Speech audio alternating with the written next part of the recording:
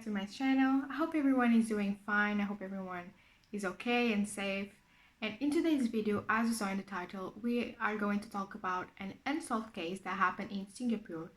And we'll talk about the 10 family murders, also known as the Geylang Bahru Family Murders. And I'm going to apologize in advance for mispronouncing the names. That will probably happen, so I'm sorry in advance. But I'll try my best to pronounce the names correctly. But before we start this video, make sure you subscribe to my channel if you haven't done already. I post videos every Saturday, and now I'm trying to get back on track on posting every Saturday. Please subscribe, that really means the world to me. And if you want to suggest a case, you can reach out to me through the comments or through my social media. My Instagram, my Twitter will be linked down below in the description box. Also, that I say that if you do suggest a case, it might take a while till I actually film the video, but I promise I will do it. There's some of you that suggested a video like 3 months ago and I still haven't done it. I didn't forget, I'm still gonna do it. I just haven't had the time to search for those cases. So yeah, but I'll do it. So without any further ado, let's just start this video.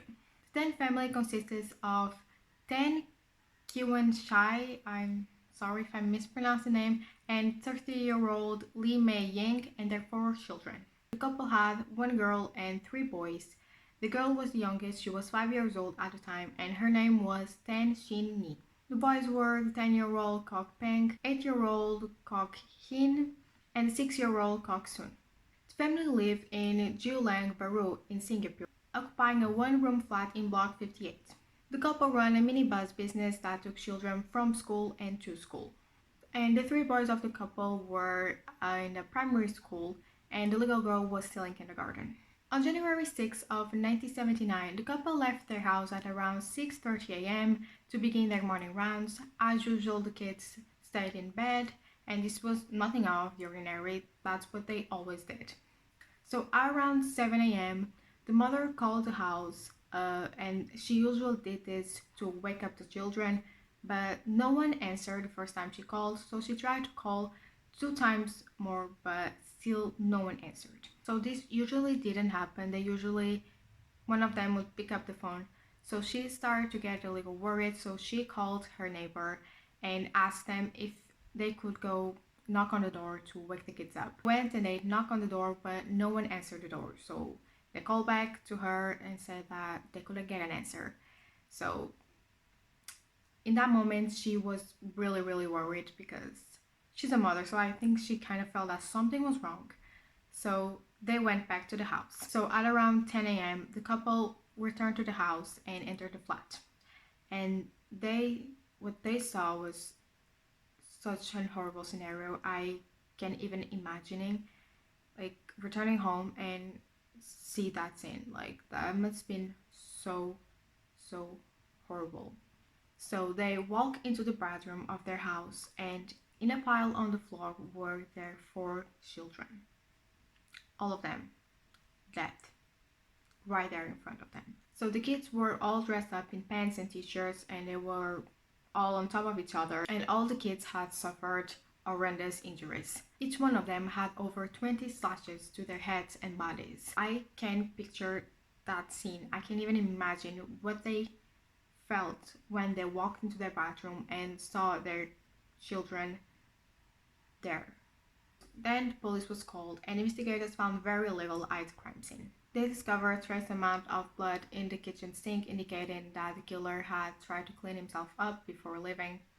And the eldest child had several strands of hair in his hand, which led investigators to believe that he tried to put up a fight in the attack, probably to protect himself and to protect his siblings. Investigators found no sign of forced entry, nor they found that something had been stolen. There was also no sign of the murder weapons. They believed this to be a dagger or a cleaver or something similar. A couple of reports say these were missing from the 10 family kitchen, but more official sources don't mention this, so we don't really know what the murder weapons were. So investigators started to believe that this crime had been planned in advance, and this was due to the killer leaving legal evidence, and also it seems that they knew that the kids would be alone. And in their opinion, the killer was also someone the kids knew, because there were no signs of forced entry, which means that someone let them in, or maybe he had a key. So they believed that it was someone that the family knew. On the next day, it was the funeral of the 4 kids. And during the funerals, Lee Mei-ying fainted numerous times while she saw her kids in their caskets, and I can imagine what she was feeling in that moment, seeing her kids being buried, and they were so little. I can't even imagine what she went through. But now let's talk about the investigation. So investigators questioned over 100 neighbors and family members, but they found very little information to add to their investigations. 2 women were taken in for questioning, but they were released on the same day, and no one knows why or if they helped in any way. And several appeals were made to the public, but they didn't have much significant results. There were reports that someone had seen Lee Mei-ying arguing with a man from a nearby flat, but the person who apparently said this couldn't be traced. And another witness who claimed that he had seen a couple nearby the crime scene on that day covered with blood, it turned out to be a hoax. The 2 weeks after the 10 family's children were brutally murdered, the parents received a chilling thought. The couple were sent a card for the Chinese New Year, and the image on the card were of children playing. The message on the card was written in Mandarin and was signed off as the murdered. And it said, "Now you can have no more offspring. Ha ha ha." Lee Mei-ying had been sterilized after the birth of her youngest started, something that only someone from the 10 family would have known.